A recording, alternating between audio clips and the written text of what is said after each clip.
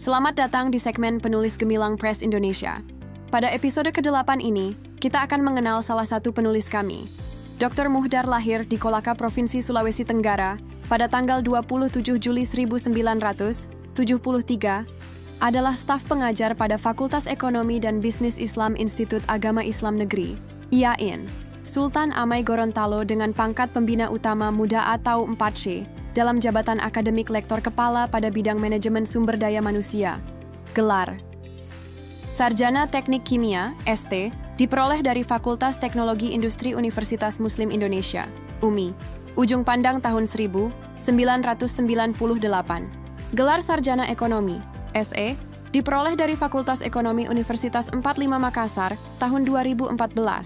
Gelar Magister Manajemen, MM, Bidang Manajemen Sumber Daya Manusia diperoleh dari Pascasarjana Universitas Muslim Indonesia, UMI. Gelar doktor diperolehnya dari Universitas Hasanuddin, Unhas, Makassar pada tahun 2015.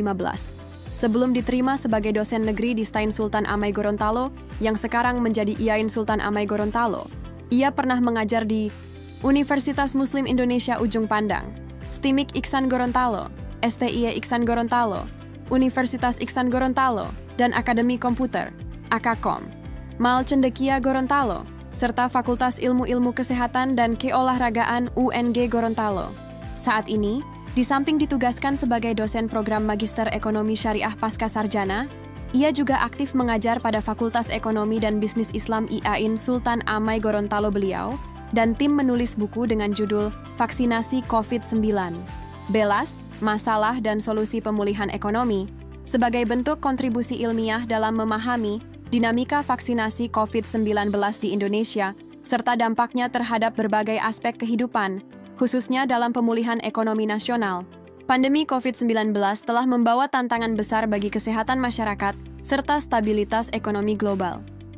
Salah satu strategi utama dalam mengatasi pandemi ini adalah vaksinasi massal, yang diharapkan mampu menciptakan kekebalan kelompok, herd immunity.